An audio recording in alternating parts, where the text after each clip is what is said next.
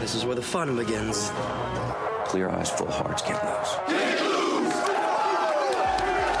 King Kong ain't got shit on me!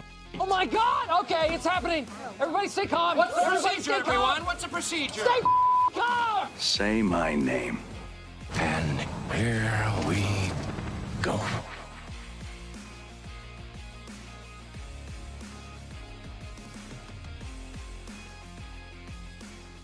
Welcome back, ladies and gentlemen, boys and girls. Grab your snacks, get your popcorn ready.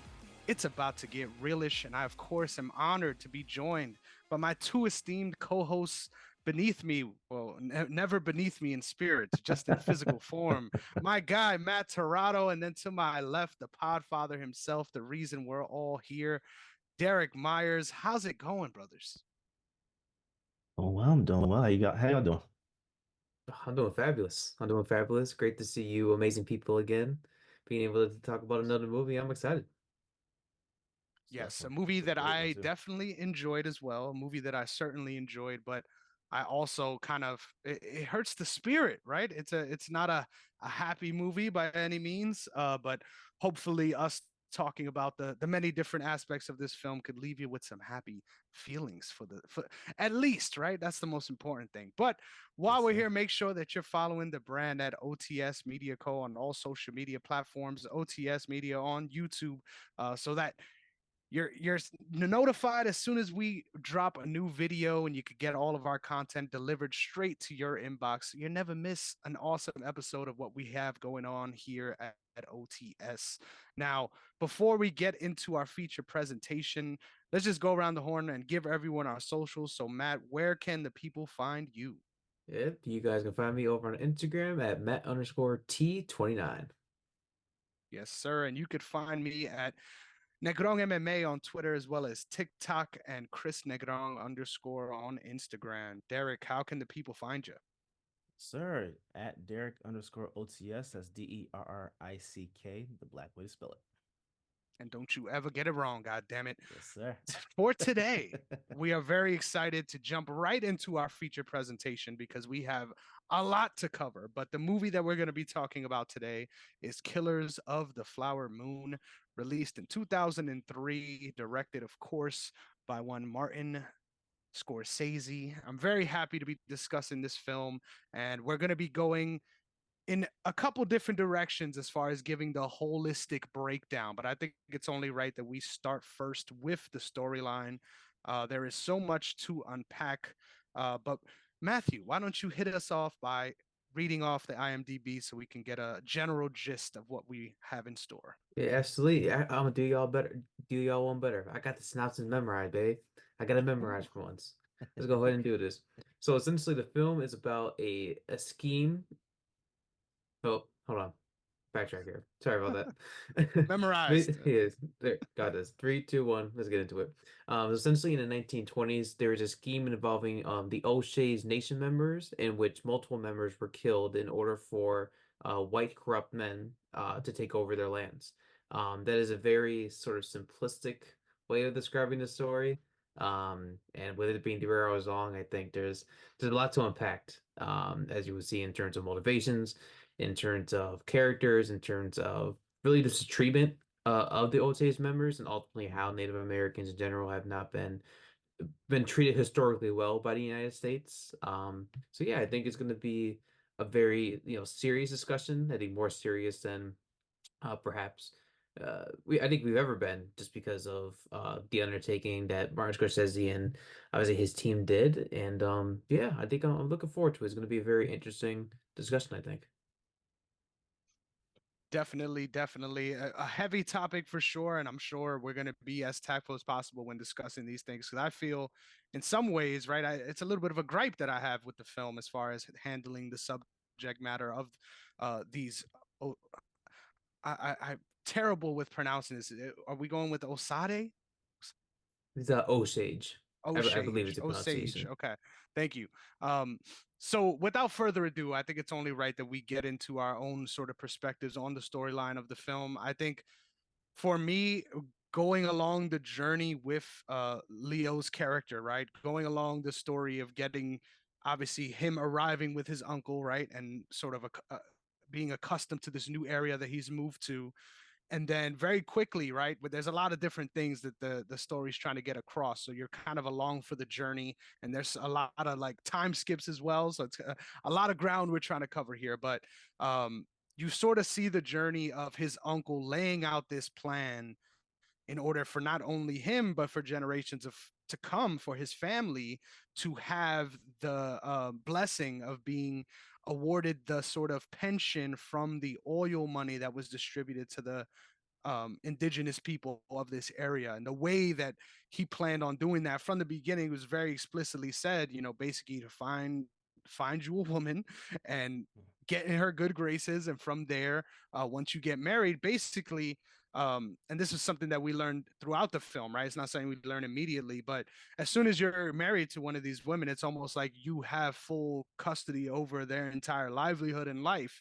And in a lot of ways, a lot of these people were treated as if whatever inheritance they might have gotten, it wasn't theirs to claim anyway, right? A lot of times they had people who served as almost a third party over them, deciding whether or not their transactions are proper, what they should do with their money. And then, of course, it's not hard to imagine that some of those people are shady and are finding ways to steal money from these people too. So I thought the majority of the storyline, I will say this, needed some brevity, right? There was a lot that needed to be told here, especially as far as like historical context. But then once we got into the meat of the sort of almost like a who got him storyline, right? Where it's throughout some parts of this film, we're not even subject as an audience to all the depraved thinking of the main character and his uncle. A lot of that happens off screen, right? And because of the different sort of milestones in their objectives, with people eventually getting murdered along the way, you sort of see how deep and deranged it's become, right? Where we get to a point where we're quite literally murdering people just because you have a sense that they are on to you and your plots and what you've done. Um, so I think obviously the objective, right, of making a character for us to hate, I think this film checks all boxes in that way. I think the entire time, there's no redeeming character qualities of the main character. You're just entirely against him, and sort of almost like begging for Molly to come to the realization of what's going on around her. And I felt like throughout multiple stops of the film, there were parts where it felt like she was right there, like she knew that he was the reason why, or to some extent, him coming has been the reason why all of these things have unraveled the way they did. Um, and that just made the movie so much more riveting for me, because I knew obviously how much I hate this person, right, and what he's doing. Um, but getting to see how he is eventually caught and how the plan sort of unravels, I thought was a really fascinating way to tell the story that definitely kept me at the edge of my seat, even though it was 3.5 hours long. No, I agree with that. I agree with that. I think the for a movie that was this long, I thought that very the story was very well done. I thought the pacing of it was actually perfect. The build up in the beginning, where you're talking about, um oh my goodness, I had his name, Ernest. When you're talking about Yes. Ernest's perspective, coming back from war and just trying to get integrated back into society, and like De Niro, William Hale. William, I thought, had a very interesting uh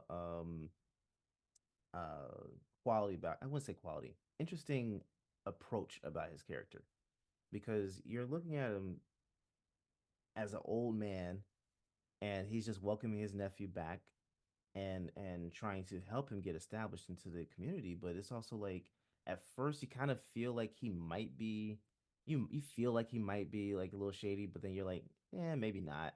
And you see how, integrated he is with the Osage community. It's like, that's different, right? Like, that they would be so welcoming of him and he talked about having being the friend of Molly's father for so many years, witnessing Molly and her sisters grow up, stuff like that. It's very it's very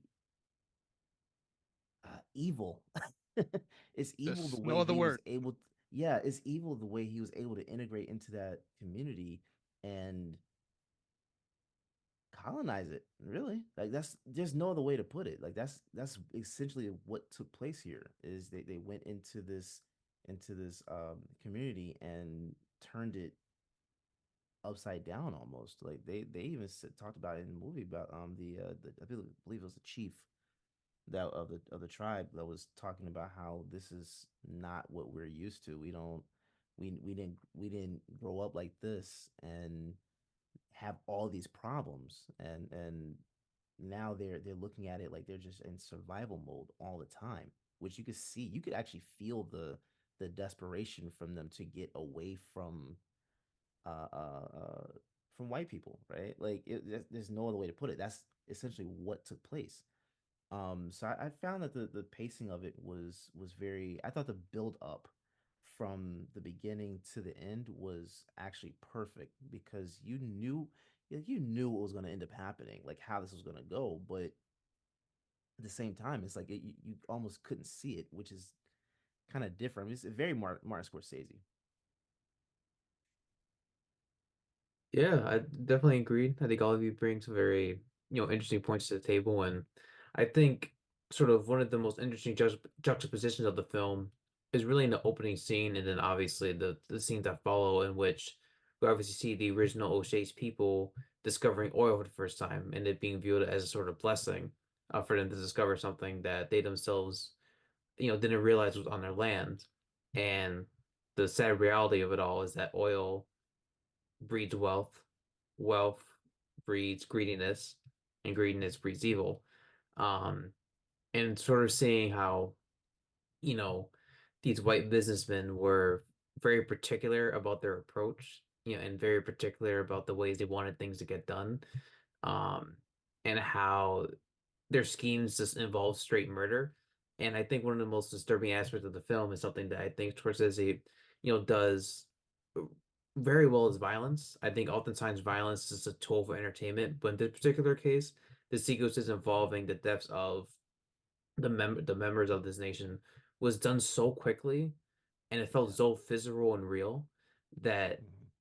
as an audience member, it happened in such a quick fashion that you have no choice but to process like what occurred, Mhm. because that's ultimately how real life plays out. So I think what Scorsese does extremely well with subject matters like this, or just films of this genre, is bringing authenticity to it, and not shying away from the brutality that comes with a story like this, obviously. So I think um, there's certainly not a better director to have taken on such a project. But what I will say, and one of my biggest gripes of the film, was the runtime. Um, I think this was felt unbearable as a movie experience, not so much as a learning experience. So I think a film like this is incredibly important as to just give insight as to really the history of the United States. And to your point, Derek, this uh, with it potentially being a modern version of colonization, nothing like back in the 1700s, was just to sort of see how these white men infiltrated this community, only married women within the community, not because they loved them, but because there is that ulterior motive of securing their land, right? Mhm. Um, but as a film, when it came to pacing, there were numerous scenes, numerous that could have just been cut down entirely or simply taken out of the film. I think the second act in particular felt incredibly redundant. I mean, outside the sequences that involved certain members, obviously being killed, that would, progress the story along and allow Molly, who's obviously the female protagonist of the film, right, to, obviously all the deaths motivate her to go to Washington, D.C., get help from the FBI so that they conduct an actual investigation on what's been happening for the past couple of years. a lot of the other scenes just felt almost pointless and redundant because we kept seeing repeated scenes between Leonardo DiCaprio's character and Robert De Niro's character having conversations about how things are unraveling. We're constantly given insights as to how he's dangerous, but other than the fact that he's sort of asking of other people to go through with these murders, I never felt intimidated by his presence. I knew that he was evil. It's very obvious that he was evil, but I just think the film did not do justice to making him a three-dimensional character. I think he felt one-dimensional. Though the counter to that point is maybe that's the point. You know, some people don't necessarily need motivation to be evil. They're just evil for the sake of being evil. And maybe they're, and in this particular instance, their only motivation was money. Though I think just to make it a bit more compelling, I think, you know, Scorsese obviously didn't want to take any creative liberties unless they absolutely had to. But I think finding a way to sort of make him more than just a evil businessman who wants, you know, wants to kill people, I think there could have been an interesting way to make him, I don't know, just to give insight as to like what led to him becoming the man that he is. Like what would allow someone to think this way, to act this way, and actually go through with what he did for, you know, close to a decade. So I think the film could have done, you know, a better job in that category. But I think storyline wise, this was definitely one that was, like I said, this is very enlightening. And I think this makes you realize the troubled history that we as a country have, and ultimately how you know, what I think is awful. I think there's really no other way to put it. You know, it's a tragedy for sure, and you know, you just makes you wonder, you know, how anyone could do something like this in the first place. You know, it's crazy. Yeah, man. I think as far as William Hale goes, um, certainly it was so easy, obviously, to hate him for what he's doing, but also just the way, like you said, Derek, the way you're a part of this community and looked at as almost the trope of the white savior, right? Like even in his eyes, to a certain extent, he took credit, right, for making these people no longer being savages, right? Like that was a big Yeah. theme that was underlying in this entire film. To sort of be like, hey, yeah, I could line my pockets in these ways, and it's justified because I domesticated these people virtually. Like Right. that's the way he was looking at it. Um, and I sort of disagree with you a little bit, Matt. I think obviously whenever you got a 3 hour and 35 minute movie, there's parts that can't be cut down. Like I acknowledge that for sure. Um, but I think having the different examples where we go through even once again, sorry for not having all these names at the ready, but even I believe his name was Robert, the man that was Molly's first husband, her traditional husband, so to speak, that he was known as being someone who was fighting with depression. In the film they refer to as melancholic, right? He's melancholic, and Mm-hmm. he was looked at as someone who was basically at death's door, um, talked about committing suicide multiple times, and we find out right through being introduced to this character that not only is this person, I felt like his inclusion in that storyline really added a dimension to the tribe as far as seeing like the interworkings of obviously how these different people relate to one another, but ultimately how the effects of these people coming into this land and over time Mm-hmm. what that leads to. And then we get the full sort of 100-foot perspective is not only is this guy sort of tortured by his own existence and dealing with these things, but you zoom out and you find out, you know, that his uncle, William Hale, has a life insurance policy on this man and is sort of trying to Yeah. navigate all the different ways that he could find to sort of profit off this community in the most vulnerable people, right? Like it's super humbling as a movie experience because of how exploitative William Hill is and how everyone, even Ernest, like you, thank you for clarifying the name, right? I want to go Leo all day, but Ernest, his character, I thought I hated as well throughout the entire film, even more so than Hale, because he, in some ways, actually was involved in the marriage, right? He was involved in the actual assimilating into the culture, right? It wasn't like a third person removed as to say, you know, that's my son. It was you. You're married to this woman, and yet and still behind her back, you're orchestrating her family's demise around her.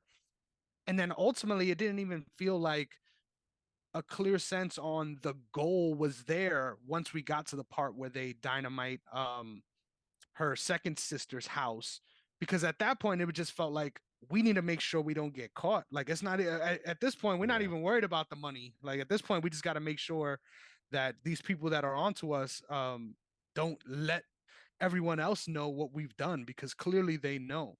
Like that level of guilt, and then seeing that whole part play out, like I never once felt anything for Ernest as far as feeling bad for him, because if anything I've always felt sort of double down on like, wow, you're such a scum of the earth, right?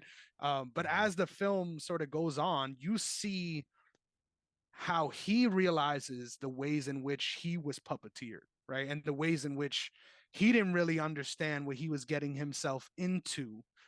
And there was a strange moment for me there where I kind of did feel for him, even though once again, deplorable shit. And no matter what, you would like to think if you were in that scenario, you would be able to see through that, right? But to have that perspective, I think it speaks to once again the brilliance of the character and the acting in this one from Leo, to bring us to a place where, hold on, we're realizing actually, you know, I was also taken advantage of by Will, and then it becomes a whole 360 again, where now we get into the legal side of it, and then he's like, you know what, actually I'm going to side with you guys, the lawyers, all the people that were investigating me, they were torturing me, and they were doing these things to get a confession out of me. Like even then, even when I thought I had the moral moment of, oh, he's awoken to what he's done and now he has to deal with that, no, we didn't even get that, because then it became about self-preservation again. And I thought that just hit so hard for me. And that's why I think the longer form storytelling is justified, because I don't know how we would have gotten that payoff of, wait, no, is this person redeemable? Holy shit, not at all. Like times 10, even more so, regardless of how topically this story is unforgivable, regardless. When you're in it like that for so long and you sort of go through the ebbs and flows, I thought it was pretty.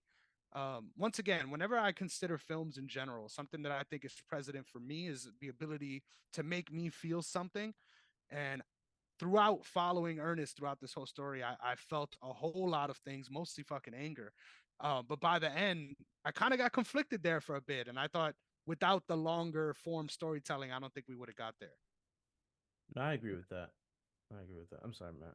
No, I think I can't agree, and I'm not like not trying to be a pain, but it's only because all of what you described, I think, is it's a beautiful analysis, but it can still be done in a 2 hour, 2.5 hour long film, and so many scenes in this film were just blatantly unnecessary or needlessly long.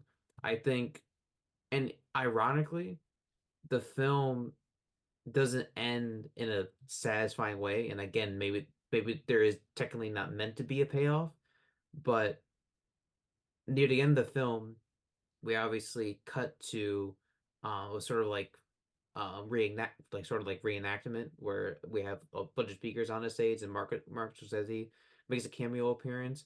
It sort of like hastily wraps up all the events of the film instead of finding a way to sort of have proper closure. And I only say that because there are just multiple moments in the film where we are introduced to characters, whether it be I think Charles, you mentioned, is the one who had suffered from depression, Henry. or was it no Henry? I'm sorry, Henry, who was trying not to like go out of order chronologically, but Henry was the person who was killed, correct? Yeah. Okay. The person that was shot in the back of the head. Molly's technical husband, right? First husband. Yes. Okay, good. So I sorry, I just wanted to make sure, but like I feel there's just numerous characters who will be introduced, would disappear, would be reintroduced, and I think for me, I just wasn't able to develop a connection with them because they were just gone for such long periods of time, and I already am bad enough with names, hence why I sort of confirmed that, obviously wanted to confirm with you guys. So not having, so I'm not saying that like a person should be consistently on the screen. Obviously, the film is in this case is not about Henry. It's obviously meant the core is just really two things, right? It's obviously exploring the relationship between Ernest and his uncle, and ultimately Ernest and Molly. So I'm not expecting side characters to appear regularly, but I do expect them to be a proper extension, right? Having a quick expositional dump on what a character has been going through is not enough for me to to say that it's compelling. I think it's a fascinating direction, and if they had used this mammoth runtime to really hone in on what people were feeling on a day-to-day basis, I think that would have made it more infinitely compelling. Now, the aspect that I enjoyed about the film was, I mean, obviously Molly was incredible in the film for many reasons. Obviously, sort of all the hardship they endured, the discovery of the members of her nation being killed, so everything she went through, and obviously at the time diabetes wasn't treatable, so we obviously saw her getting regular insulin shots. I think there was mentions of, I believe it was her sister or another family member who had passed, and then obviously the diabetes regressed to a point where she was bedridden, and the evil just kept you know uh you know like festering, right? So I think that aspect and being able to sort of explore how it didn't have just like a mental effect on nation members. They were just multiple nation members in general who had, physical disabilities, and having to cope with both at the same time is already difficult enough. So yeah, I think that, you know, I, I'm not one to like discredit runtime most of the time. I think in this particular instance, I just honestly feel like much of what was being explored in the film can still be done within a 2 hour to 2 hour 30-minute film. And I just, yeah. So that was really like I said, that was really my only main gripe about the film. I mean, I'm sure we'll be covering the rest of the aspects of the film, but it's just it's not one that I feel was justified at all. And when the pacing is very inconsistent, and some of the editing choices were very odd as well. And again, I'll touch on that point once we reach that aspect of the film. But it was a lot of like inconsistencies in terms of how the film was structured. I think the premise and the basis of the film was excellent. It was just the executional aspects that could have been improved upon and could have made, I feel, the viewing experience far better. But I'm so glad to have watched, this film in the end, obviously, and the story that it told, not only for us, but this also being, you know, um, an opportunity for just people in general to realize not only what this particular nation went through, but what Native Americans have been going through for, centuries at this point, and not just in this regard, right? So, Most definitely. I think I would disagree with you a little bit. Well, on your point about the runtime. Um and actually mainly with Henry's character, right? So you were talking about how you kind of feel like you didn't feel a connection to his character with this film.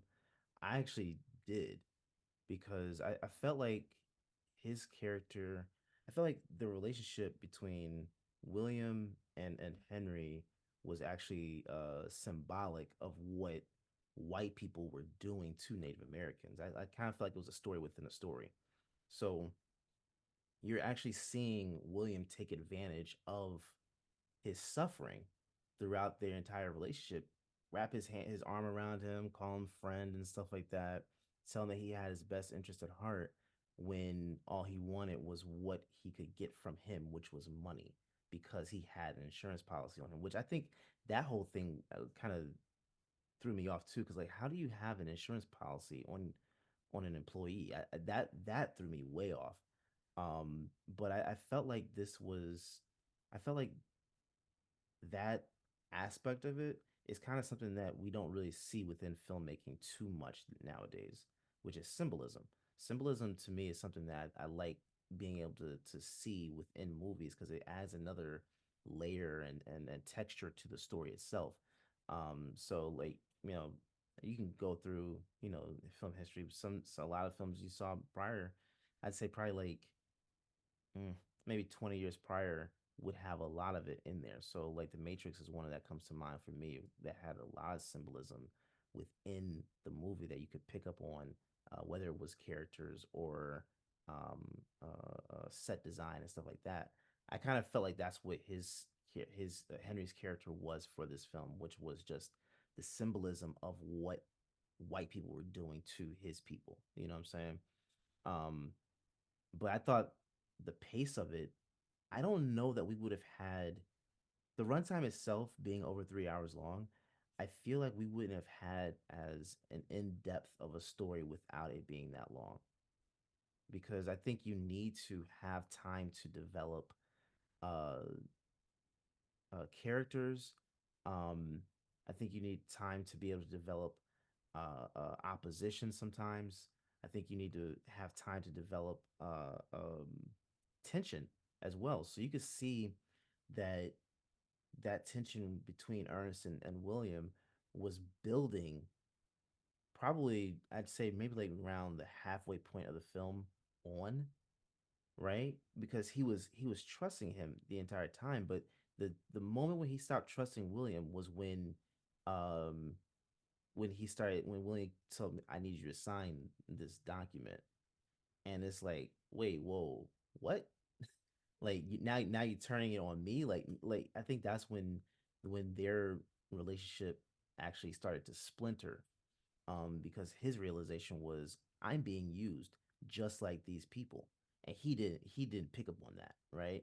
And I think there was like little things you could tell the like from the very moment when uh when Ernest came into town that that's exactly what William's plan was to use his nephew in order to get more money, right? It had nothing to do with his love for his nephew to say, "Hey, I think you should do this because this would be great for you." No, it would be great for me in the long run, right? And that's how William was looking at it. His ability to go to marry into the tribe and stuff like that was all at his benefit, right? So I think like I don't I thought the runtime was actually perfect because there were so many elements with this film that I don't know that we would have been able to see had it not been that long of a movie. So now I just want to jump in and be a sort of buffer because I think we could kind of go back and forth on this all night. I think ultimately, um, something that we all could agree on is yes, 3.5 hours is a very long time, regardless of what film it is, right? And I think what was the problem, and hopefully I'm not speaking out of turn, Matt, but I think a big problem of justifying a film that is this large is we did miss out on a lot of things that happened that in my opinion were crucial to the main story despite it being 3+ hours long. Examples of this for me were obviously getting to see Ernest's actual transition, from being this happy person that is going through this. Like while we were watching in the beginning throughout the first hour, I thought the story was wholeheartedly going to be initially the intentions were to go about these things this way, but then meeting this woman changed him. Like that's how I felt Right, right. the story was progressing, and then it jumped immediately to us finding out that this person that was murdered actually he was responsible for it. Like what,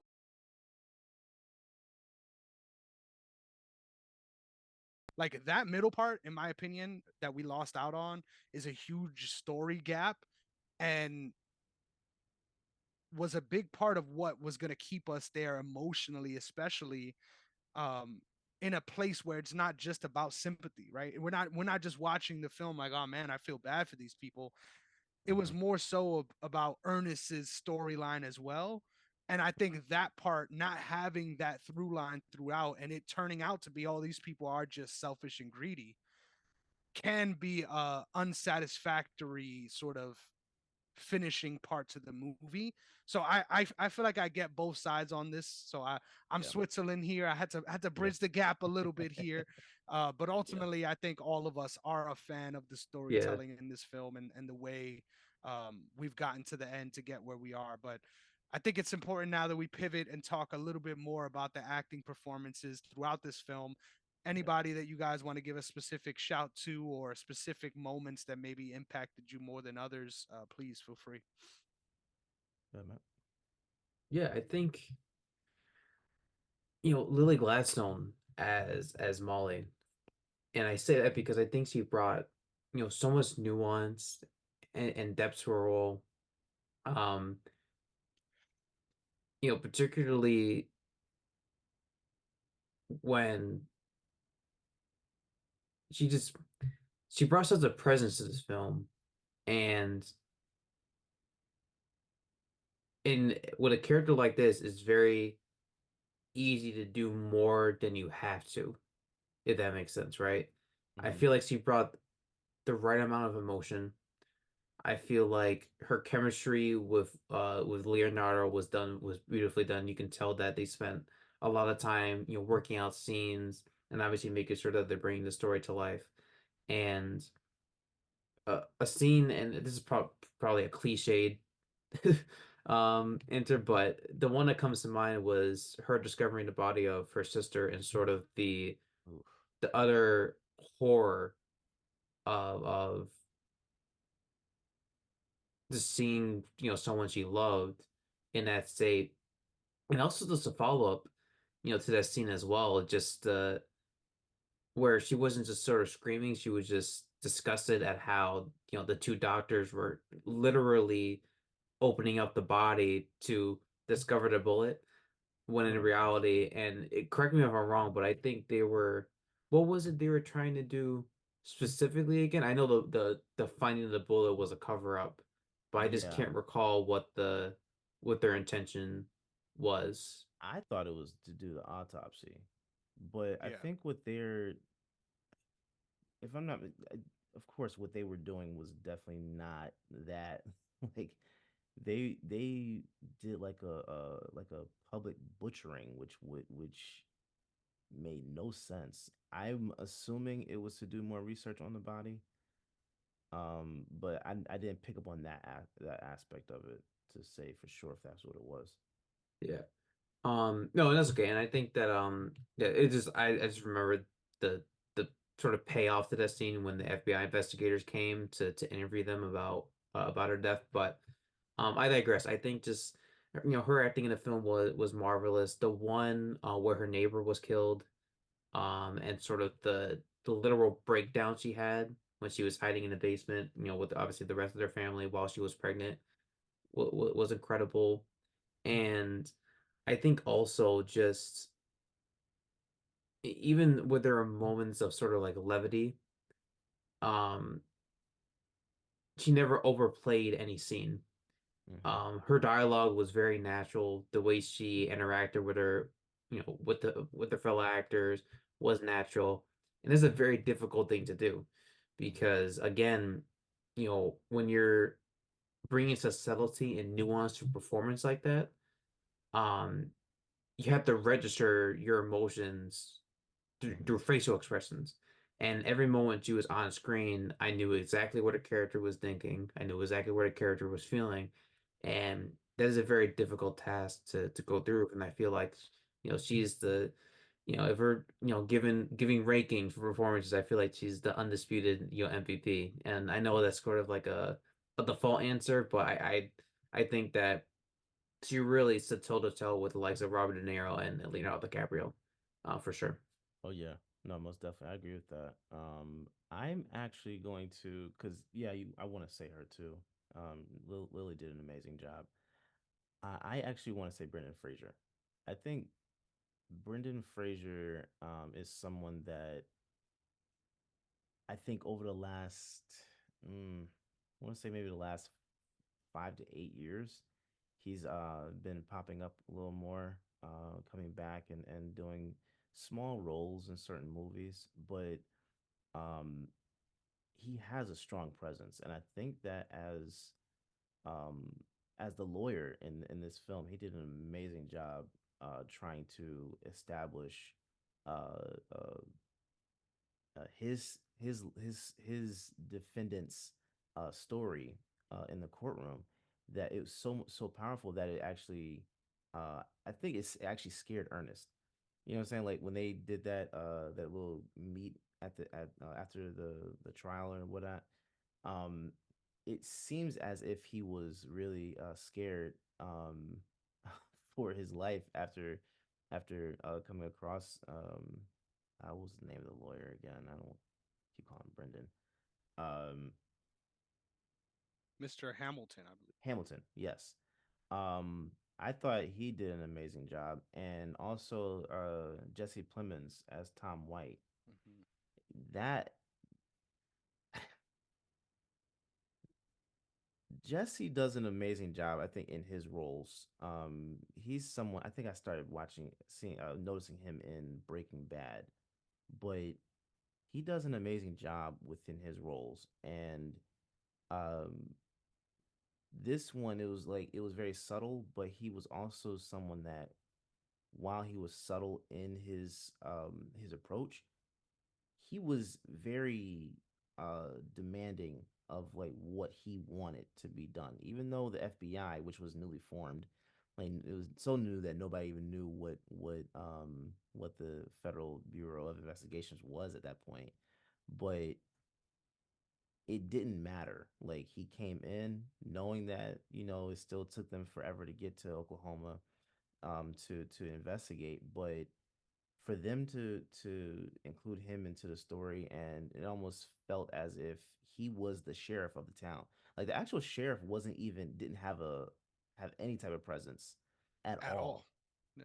which I found to be very interesting.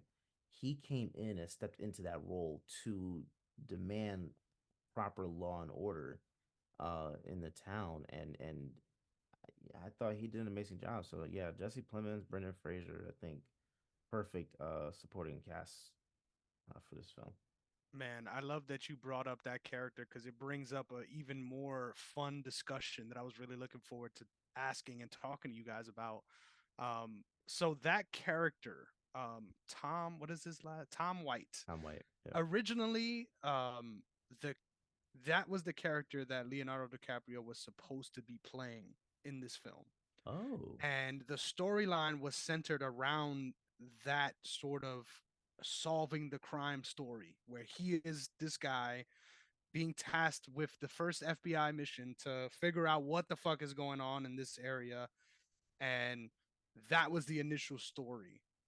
After some talks back and forth, Leo was the one that actually said that he wanted to play this version where he would be Ernest's character, and then all these other things sort of having to grapple with the different parts of being that person, like in this role, was what excited him more than sort of being that detective, which I found really cool to read about.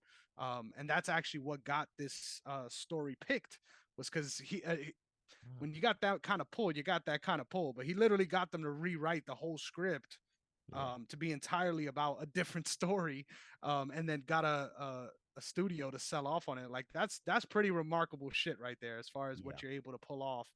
Um, but all things considered, I couldn't agree with all those points more. I thought John Lithgow. Anytime a film pulls out John Lithgow out the back pocket, like it hits a perfect sweet spot for me. I think I've loved him in so many different roles, and he has kind of the same character, but it didn't feel out of place.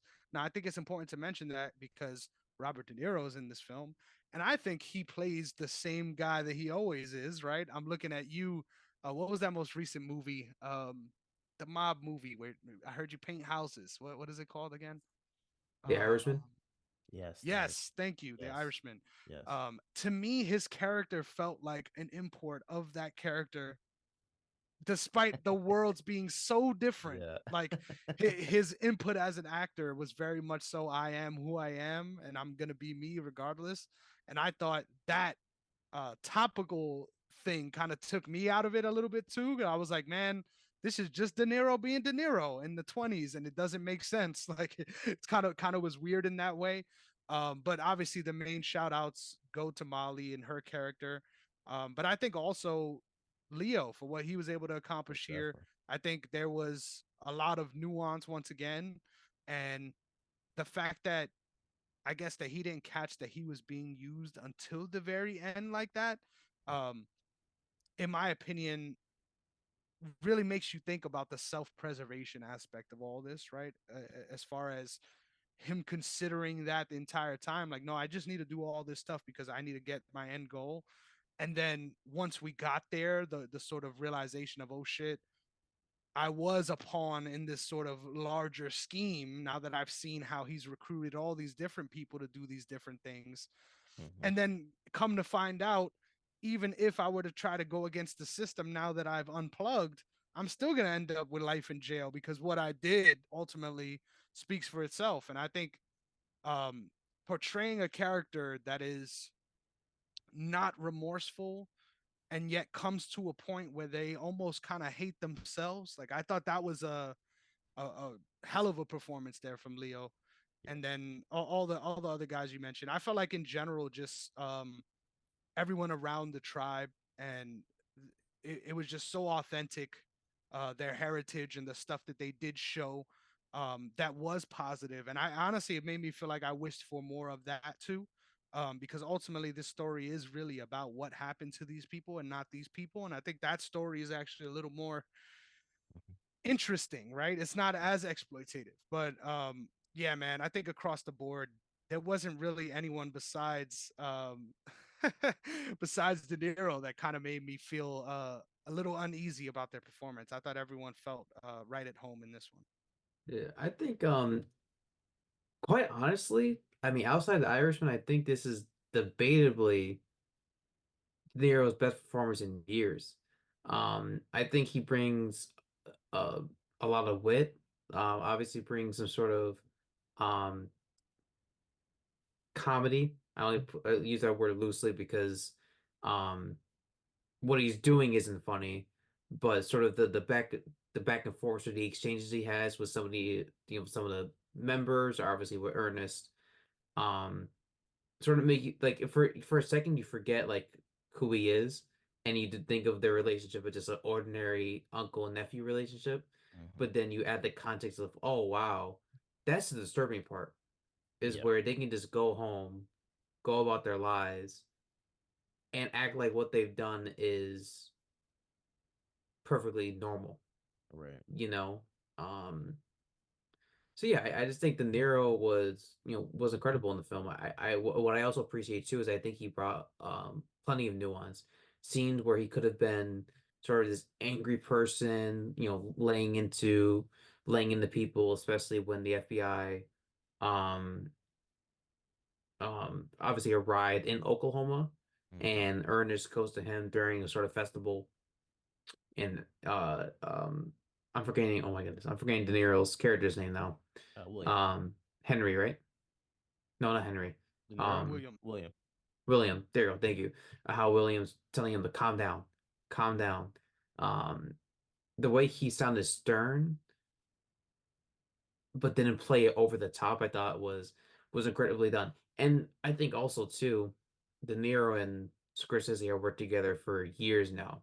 Yeah. So they know, I guarantee you, when a scene is done, they'll talk it over with each other and say, okay, maybe we can pull back a little bit, maybe add a little bit more here and there. So having that relationship, established already is very helpful. And then I think Leonardo and the Nero's relationship is pretty self-explanatory. I mean, they've collaborated for the past couple of years, and it's clear as day that they'll continue to be good partners, moving forward. So No, I agree with that. I actually think De Niro did a great job in this movie too. I I like how um because I believe I told you guys before, but the villain is my favorite part of a story because the stronger the villain is, the stronger the hero can be as well, or should be, I should say. A lot of some films you actually see where that dynamic doesn't line up, but I I like a really well developed villain. And I thought his story was his character was developed very well.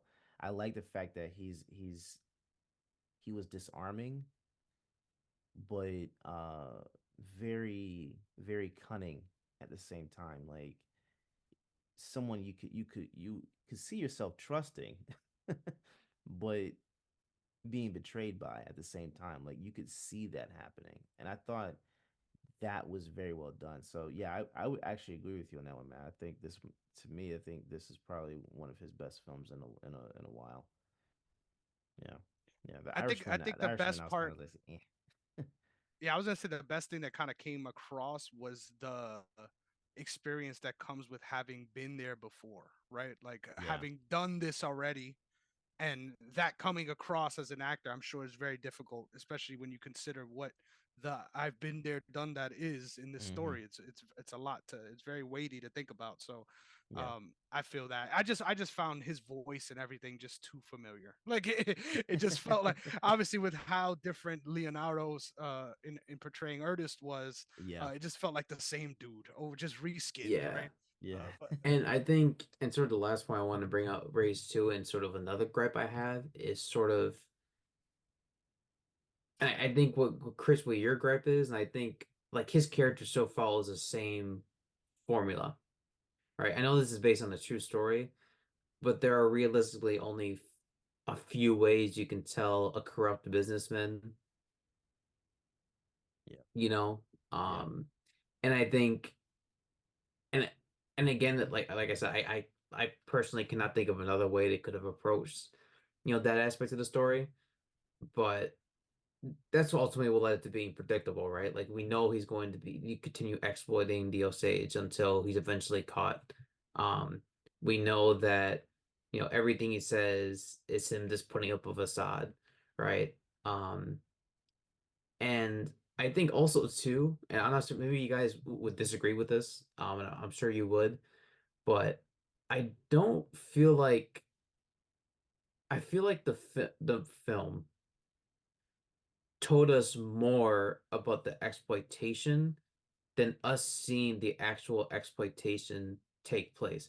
So I only say that because we obviously do see a few key scenes with how he interacts with the nation members, how he shows up to funerals, but there's never, and again, maybe I'm just blanking, but there's never a moment where outside of him, requesting, certain members to be killed, that we see him take an active part. Now, if that's just his role of, playing behind the scenes and letting people do his dirty work, that's fine. But then at the same time, that's sort of what leads to the whole formulaic aspect to it is that outside of money, you know, there's not sort of an effort on his part you know, to really do things himself.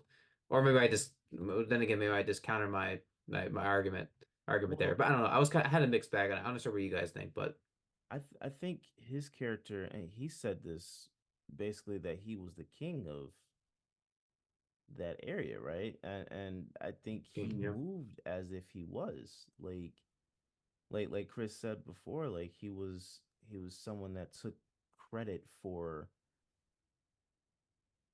them getting into this position, right? And so I believe that because of that, he was one of these characters that was like high and mighty, and that he had his house on a hill type thing, right? Like he was he really felt as if he was the guy there, like the guy. So I believe that when you're in that position, right, like you're not going to get your hands dirty. You're Right, gonna right, right. have people do all the dirty work for you. Like you saw, for example, with them burning his fields, and the insurance guy was just like, "Yo, I just sold him an insurance policy on on that." on that property, and well, you're gonna have some work in the morning, huh? Like it's he wanted certain things to happen, and he was going to pay certain people to do certain things so that he didn't have to be there, because you saw him going into the sheriff's office and turn himself in, right, as if nothing was going to happen. I think that's that type of character. But I would agree with you guys. I think it was kind of a formulaic approach with it, though. I think, And and it's it funny really, because yeah. go ahead, Oh, man. Sorry. no, no, no. You're all good, Chris. You go ahead. No, I was gonna get into a separate point to say like it's kind of funny how he came in kind of like it's gonna be inconsequential. Like, hey, I'm just here, I'm just doing. And then even the sheriff is like, "What you mean? Like, we're not arresting you for nothing." And he's like, "No, it's okay. Yeah. We got to do what needs to be done, basically." And then come to find out by the end of the film that actually he didn't really face the full brunt of consequences that he should have for all the things he did. I think the thing you mentioned earlier too about like how could you even get away with that? Like this is the Wild West of when all of these laws got established, right? We got to Hmm. figure out how to prevent in order to figure out how to prevent theft, we got to get robbed a couple times, right? That's usually Yeah. how this works. So Yeah. I thought it was fascinating to that aspect though, as you mentioned, is we don't want to get our hands dirty, but then everyone, you could argue even Ernest to a certain extent, everyone that they brought in to do these jobs were just so incompetent and like so Yes. Yeah. so stupid. It almost felt like afterwards you can kind of feel William feeling like, damn, I just should have did it myself. Like that Yeah. that's how it felt each time, Yeah. because Yeah. of how I guess how the runts of the litter is the people they were picking to sort of go out and finish these tasks for him. But Yeah. um, what were you gonna say, Matt? To further that? No, you're all good. And I think, and this is, sorry, I know I keep saying the last point and then I go on to another point. Promise this is the last point. But I also think that there were really this few, like, I was just surprised on how the movie didn't really explore, like, the prejudice and sort of the stereotypes that were used, against the Osage, because there were obviously like a few instances where like there was one scene where I think it was before Molly's sister slaps, um, I think it was her husband, correct? Was it her husband that she slapped early on in the film, where he came home drunk from the bar at home? It was her husband, right? And that was the second time he had married into the family. You're talking about Anna, right? Anna's Yes, husband. yes, Yeah. yes, yes, yes. Yeah. So, His brother. What is Oh, yeah, yeah, yeah, no, yeah, his yeah, Byron, yeah. brother. right? Yeah. Byron. Okay. Yeah. Yes. Got you in the Perfect. kitchen. Thank you. Got Yeah, you. yeah, yeah. Byron. So, and I Yeah. think Yeah. bef it was either, I know it was in the same location, so being Molly's house, but I just can't recall if it was before that scene or later on. But there was like an older white couple who was sitting at the table with the two Hmm. children, and Hmm. they were like comparing sort of like their colors. So that's another interesting aspect that could have been further explored. I just feel like the film completely abandoned it altogether. I feel because like I said, I can't think of another instance where you sort of saw conversations or sort of saw whispers on how sort of these white people viewed, you know, the nation as a whole. Because outside of this money, I feel like there just could have been like more of an emphasis on that, and Yeah. also like how the Osage were cognizant of how you know they were being viewed, and what kind of effect that has on you when you're being judged on a regular basis. I just don't think the film just didn't really like do that at all. I You know actually what I felt mean? like that was the undertone of the movie. I felt like that was the consistent undertone of it, because while it may not explicitly tell you like that's how they viewed the Osage, it was like you could see it in every look that a white person had when they saw someone from the Osage tribe. I think like it was almost any interaction, because I would argue not one person, which was very interesting, but not one person that was white that married into the tribe had any type of love like for their wives. Like I was like Ernest, I felt like he was probably the closest, but even even in that interaction or that relationship, it didn't seem as if he loved her equally as much as she Mhm. loved him, right? I felt like you could even, I think she even said something about like, do you love me? And he's like, of course I do. And that was after her sister died, and she was going through the emotions and stuff like that, and she's asking, do you love me? He's like, yeah, of course. But it was like more in word than deed. So I felt like every white person that interacted with anyone from that was Osage really just like that, what you're talking about, I felt like that was there the entire Like time. I it's don't, I don't think you need to explicitly say it, yeah, because I yeah, yeah. think saying it like when you talking about the old white couple talking about the comparing the skin tones of both of their grandchildren, Mhm. um like I think like saying it explicitly one time or whatever is probably as much as you're gonna get, Yeah. and then you see it all through deed throughout the rest of the film. I felt it explicitly through just actions. I didn't even need to hear them say it, because that's also part reason why, like, when I like if I watch oh my goodness, what was that movie, Crash? Did you guys ever see the movie Crash with No. God, I want to say that was Zoe, Ludacris was in there. I want to say Zoe Saldana and some other people, but it was a dynamic between white people and black people, and it felt like every scene or every other scene you could feel that, and there were a lot of explicit times where they said, hey, they said XYZ, and it almost became like overkill, right? I kind of feel like they with this movie, you're dealing with such a sensitive topic, and you're dealing with something as like racism, showing that explicit version of it, and then the inexplicit version of it kind of balances it out, where it doesn't feel like you're just inundated with that message Right, all right, the right. time, but you And still feel it. to continue that idea of balancing it out too, I think they did a great job of the inverse as well, right? Showing the way the Osage people felt about Mm, white people, and mm-hmm. Molly's mom even making the point to say, by the time like I'm watching our blood turn white, like that, Right. she literally Right. said that, Yeah. and I thought that was one of the more powerful moments in the film too, where like she can see what's going on in a way that even her family can't at that Yeah. moment.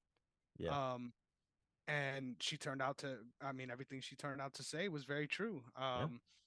And I think that theme throughout, um I I agree and I disagree with both of you guys. I feel like it was there throughout Mhm. undoubtedly, but I do think as far as like that becoming a part of the story in the way that you think it would never really happened. So I Mm-hmm. can understand Mm-hmm. what you mean by that too, Matt. Yeah. I think it's only right that we move on to the visual aspects of things. Some of my favorite highlights of this film. Uh, Shout out to director photography Rodrigo Portiero. I believe that's how you pronounce that. I'm trying, ladies and gentlemen. That's all I gotta say. Prieto. I'm sorry, Prieto. Um, I thought, as far as like just portrait shots and like beautiful landscapes go, like this film in some ways reminded me of two different films, No Country for Old Men, as well as um what is that? I literally just blanked on it right now. It's also a movie about oil. I'm trying to remember the name of it. We've discussed this before too. Um anyway, No Country for Old Men. My point in bringing that up was I just love the way they established this area and the beautiful parts of where they live and where they come from, especially when they were doing um I believe it was a poem by Molly where she was reciting a bunch of different lines about their tribe's past, as well as the lore of the flower moon, which giving us that once again that detail on what the title is about, and the way they sort of showed the lay of the land, so to speak, of where they live and how, like, who they are through their presence. I thought was very, very well done. And just whenever we got a moment to see the grandness of anything. It's kind of breathtaking stuff, man. Like even just looking at the houses, that's something that immediately took me apart. I'm like, there's no way this is 1920 construction, my brother. Like these houses are insane. But just speaking to the way it was shot, though, I just think they made time where time was needed as far as keeping us somewhere for a long period of time. And then when they had to get us to a new place, establishing this new place visually, I just thought they did such a good job of giving us that candy, right? Giving us what we want as far as something really nice to bridge the gap between the constantly jumping story. Yeah, man. Yeah, I think yeah, that was beautifully said. Yeah, I really don't know how I can follow up with that. Um Thank Chris, you made me speechless there for a second. Really took the words out of my mouth. Um yeah, I mean I'll keep it short and simple. I mean, honestly, I think that uh, the cinematography was gorgeous. And I mean that's to be expected with a Scorsese film. I think I just love sort of seeing his portrayal of the Oklahoma landscape, the way the camera will swoop in, and we sort of see the breadth of this world. I think of when Ernest is making his way to his uncle's house for the first time, and you see all the sort of like oil rigs or like oil pumps like off into the background, and you sort of see the extent as to how far his influence has over the region. So I think it's a nice little symbolism they use.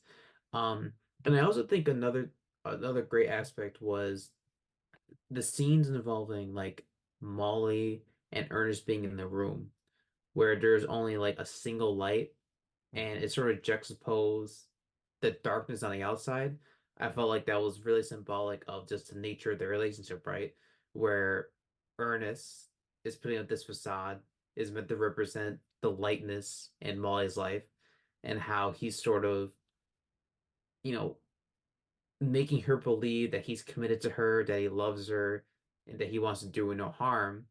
But you just compare that to, the metaphorical darkness of the world, right? Of how all these evil things are transpiring, and how as soon as they leave, you know, the world is completely different. Um, and so just the way they sort of the use of lighting, I think, in those scenes were are very well done. Um, And yeah, I think just even like moments where like Molly was brought to the hospital after being bedridden for so long, how the camera sort of like follows her into the room, follows her out of the room, and we see characters moving in at the same time. Um, Scorsese could have easily just, cut the camera a couple times, but the fact that he sort of allowed everything to take place in one shot, Mm-hmm. um, really kept me engaged in that moment, and I just appreciate, moments like that because I think I said it before in previous episodes, but it's very easy to do shot reverse shot for dialogue scenes. It's the easiest thing to do. Yeah. But for a filmmaker to sort of, change things up a little bit and not make things feel repetitive visually, I think I feel is a very important thing. Because you can have the greatest script in the world, but if you're not, you know, taking risk or being ambitious sometimes, then that comes at the sacrifice of the story you're trying to tell, right? So, yeah, so I think all that really made for like this like a beautiful to look at movie. Though the irony is that the story itself was far from beautiful, right? Given all that took place, but Yeah, no, I agree with that. I think what you guys said pretty much just took it all. Like I love the visuals in this movie anyway. I think anytime you have a film that mainly uh, uh, depends on like natural light. I love seeing how filmmakers are able to develop that. Like Revenant, which is another DiCaprio film, uh, did that, and I just love seeing natural light anyway. So um, I'm just gonna leave it at that. You guys Yes. made every single point that could be made. So the film that I was thinking of is There Will Be Blood by Paul Thomas Anderson. So I had to get that in there. I had Oh, to had to remind myself because I was like, it's such a perfect example. If you guys haven't watched that film, I Mhm. recommend it as well. Um, it's also about a little bit more heavy on the oil drilling part of it, but also about a settlement in Texas. Very similar kind of underlying themes. So interesting film to consider there. But as far as wrapping things up and looking at the sort of specific editing stuff in this film, is there anything we wanted to talk about? I think for me, a scene that really hit hard for me was the interrogation scene Yes. with Tom in that moment too, and Ernest's character there. The way they sort of it's funny because you kind of get the story as if you are Ernest, even though you're looking at him, Mm-hmm. where you see the time pass by where he's like falling asleep and they're forcing him to still stand up. But then it's only a matter of like 15 seconds, but then you get the sense that it's hours, right? Mm-hmm. In that 1 second. Like I thought that entire scene just did such a good job of using the tools to really make you feel like you're there with him and you understand sort of the rigorousness of the questionings being asked to him there. And then I just think throughout too, like I mentioned, just um, whenever we got to a new place, right? And it was just multiple times, right? Where the either the story skipped forward a year and now there's kids, right? Or whatever the case may be. There was so many different ways that they went about changing the scene and moving us forward. And I like the way they did that too with the livestock initially. I remember when we first saw the land, I'm like, how the fuck? Who was tending to these cows? Like there was so many cows. And I think throughout the film, they always kind of came back to those landscape full, being able to see the full breadth of what we're looking at. Um, and those editing choices, right, of when to go in tight. For example, when we were there with Ernest being spanked by William, right? That was the weirdest fucking scene. If there was a scene that needed to be cut, it was Hey that man. one for me. That was fucking strange, right? The whole, I mean, major like Epstein vibes, right? We got this Yeah. room, the Illuminati room with the tiles all laid out in black and white, and then you're to me, I thought initially, right, he like right hand on the Bible was swearing on what he was saying, and then out of nowhere, all right, so now we need you to bend over. I'm just like, what the fuck? And then you pull out the paddle, start slapping this man. But even like the technical execution of that scene, I thought was so different from everything else as far as it made it very cavernous. We see how big this area is and Mm-hmm. how grand it looks with the tiles. And then after that, everything else is tight, right? And everything else is you're in that moment again with Ernest. So I just thought the editing is what kept us there with Ernest, regardless of how much we hated him or didn't want to be um, experiencing the world through his lens. The editing kept us there with him as a character and kind of made him not sympathetic, but you're along the ride with him more so than you're just there like, man, I hate Ernest. You know what I mean? Yeah. No, I agree with that. I think editing in total, I think there were a lot of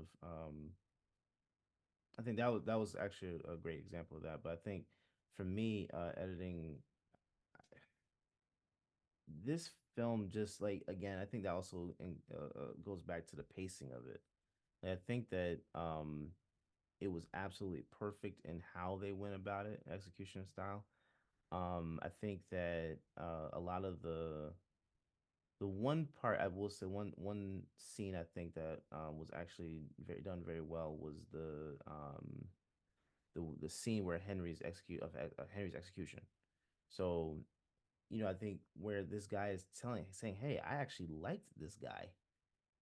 I befriended him and everything," and then all of a sudden, you know, you see him as he's telling the story kill this man, right? I think that I thought different spots like that, even though they were very small and very you can overlook them very well.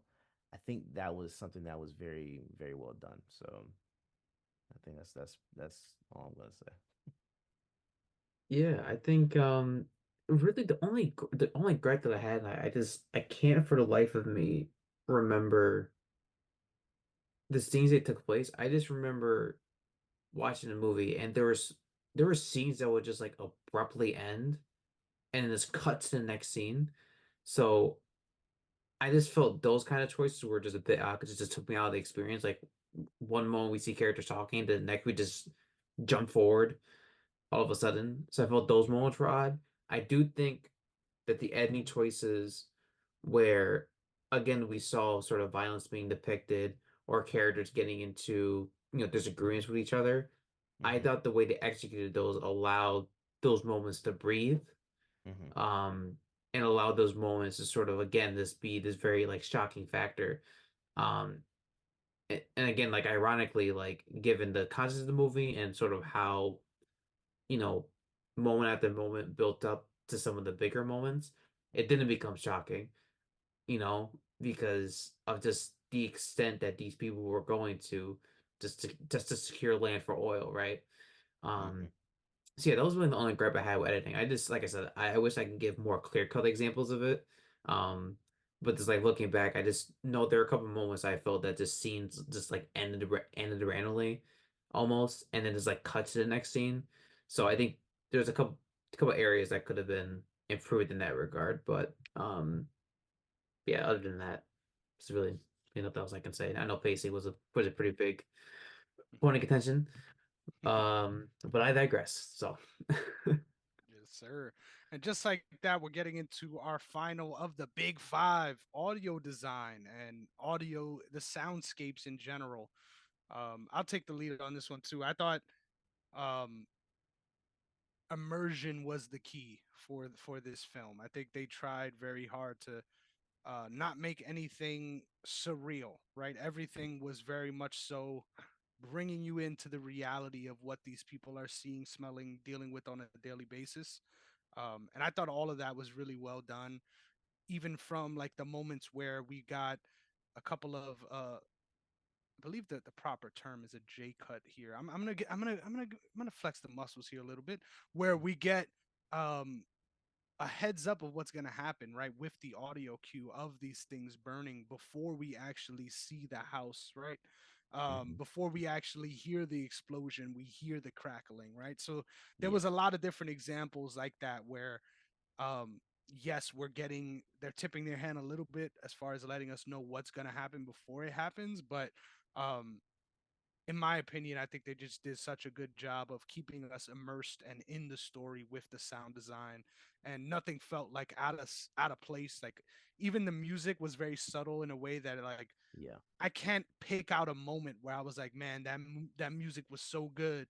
But throughout the entire film, there was never a moment where it was just silence and conversation. Like, and I think that speaks to how well all of that music fit, and didn't take away from what we were watching. So I think ultimately, when you could have that note in general, it doesn't sound sexy, right? It sounds like, hey, I had nothing to complain about. But in reality, if you're in a story like this and you're that immersed that in some ways you're not even noticing these things, I think it Yeah. speaks to the level of immersion there. Yeah, man. Yeah, I think kind of angry at you, Chris, because I really wanted to talk about the music and you took that straight from me. But that's okay. I still love you though. Um, yeah, I think that like um the one scene that I can recall is the bomb scene. And just like because I was in just watching the movie on my iPhone. Like I literally like felt and heard it take Mm-hmm. place. Mm-hmm. And a lot of it obviously had to do with sort of the fact that it just happened. I like how there wasn't really like the the movie didn't like prep you for it. It Yeah. just happened because as we're really entering the lives of these characters, it also would have just happened for them, But just seeing the way how the shockwave took place, and you can actually hear and almost feel the windows breaking down. You sort of hear the cries on the outside. So I think there was a lot of great technical execution in that regard. And then really the music, I think this is a very underrated score, I feel. It's one that doesn't isn't heard all the time, but it's one that when it is played, I think sort of enhances the scene. Because again, I think we touched upon this before. You never want to manipulate the audience into feeling a certain way. Music can do that, but I think in this particular instance, it felt very haunting, because the story being told is haunting, right? So yeah, this really, again, I mean, as we sit and talk here, it's not really much of a surprise because Scorsese tends to, you know, excel at technical execution. So, you know, obviously having watched this movie, it's not a surprise at this point. He continues to do impressive work at the age of, and he's in his late 70s at this point, and the fact that it's just crazy to think that like he's still making films of this scale and to this standard, you know.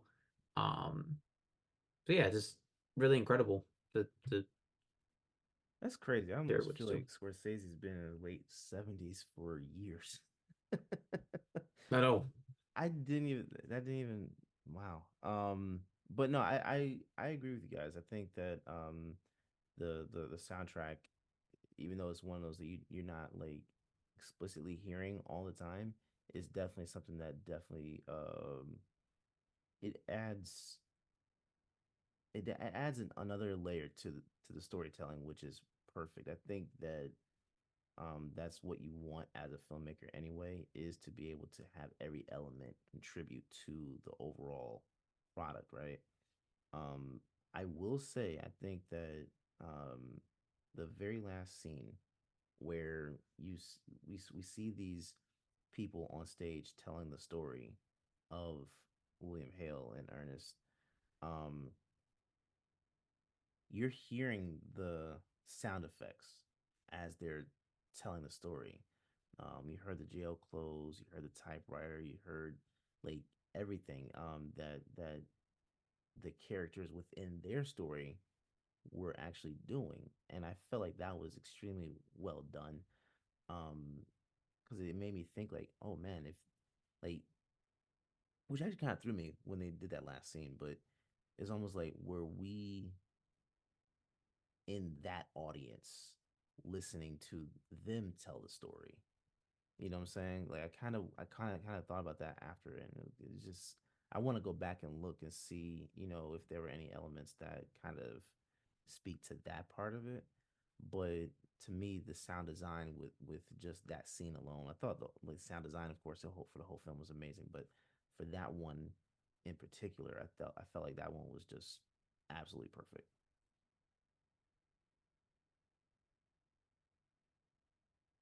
Well, I think it's only appropriate, right? We've given all our love, we've given all of our gripes. It's only appropriate now that we give out our star rating for Killers of the Flower Moon. I'm gonna force someone to start here, and I was thinking, which way should I go about this, right? And I don't think it's right that I punish Matt because he just told me that I stole something from him. So damn it, Derrick, it's on your hands. What is your star rating, and defend it, sir? Yes, sir. I'm gonna go perfect five, man. I think that this is old school filmmaking. I think this is actually a point that Scorsese was trying to bring up over the last couple of years, when somehow the discussion of superhero films came about, and he felt as if that wasn't proper filmmaking, right? I think this is probably the point that he was trying to make, was that there are certain things that you're not going to get within those type of films, such as the runtime, right? Um, you're not going to get this within that. I think that this is just an example of what he was discussing. So I'm gonna go a perfect five. I felt like it was old school filmmaking, and something that I would love to see more of, um, from up and coming filmmakers. Matt, you're up next. I love it. One of the few fives we've given out on this show, so I love it. How you feeling, Matt?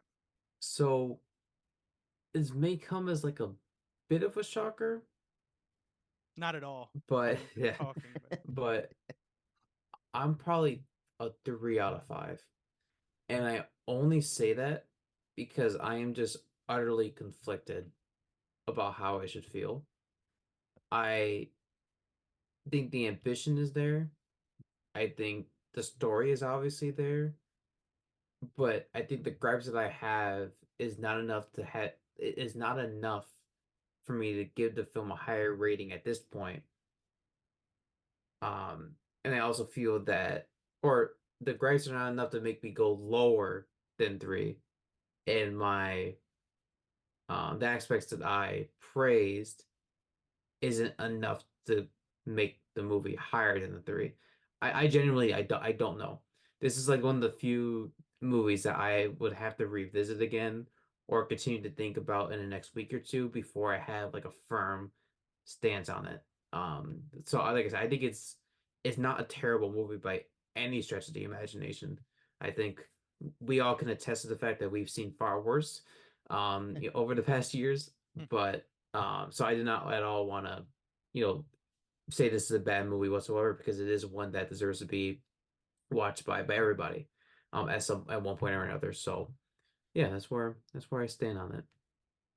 I like it, and I think I'm bridging the gap here. I'm gonna go a 4.5, and I know that's the cheap way to go, but I do agree with some of the things you were saying, Matt. I feel like something that I felt when watching the movie was I was like, man, this is definitely one of those films that like you gotta watch multiple times to feel and get a full sense of what was trying to be achieved. And then the thought of watching it multiple times creeped in, and I was like, yeah, I don't think I'm gonna end up with that experience just because of what an undertaking it is to watch it. But I will say, as far as like the minus point 0.5 is entirely the way it ended for me. I think if they would have, I mean, I feel like you could have ended it on us getting a satisfying reaction to Molly, not only seeing the entirety of her life unravel in this way in front of her in the courtroom, but also having that moment with Ernest. I thought the moment that they did have didn't really make sense in context. And then for it to end with the sort of 100-foot perspective of, yeah, remember these bad people? They only got really a slap on the wrist anyway, and they lived in a retirement home before they died. Like it's just like fuck, man. Like it's already a dark enough story, and I think that broke immersion for me. Once again, speaking of that I word, right? I felt like just based on the way the entire story was told, it was so weird to end it that way, in my opinion, just because how in it you were. But I think ultimately this is a movie that I would recommend for everyone to watch. Like you said, Matt, I think this is phenomenal in many, many different ways. And it's one of those films that if you give it the chance and you let it grow on you, it will, which is a hard thing to do.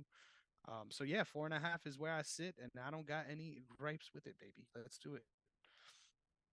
So we are finished. This was another awesome episode of Realish. I can't wait to see what's in store for us next, because it's movies like this that really, really get me excited about this show, right? And the potential of what can be shown in comparison to the movie we watched the week after. The week prior. I mean, god damn.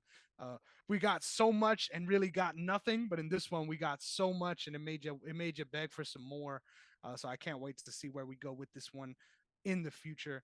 But before we get out of here, I just want to remind you all that if you want to see more awesome episodes like this, make sure that you're following the brand at OTS Media Co. on all social media platforms, OTS Media on YouTube, and make sure that you're hitting that bell, right? Make sure you're locked in on the notifications so that you can get all of our beautiful content sent straight to your ear holes. But with all that being said, thank you so much for tuning in. We can't wait to have you all again next time. And until then, enjoy the show, people.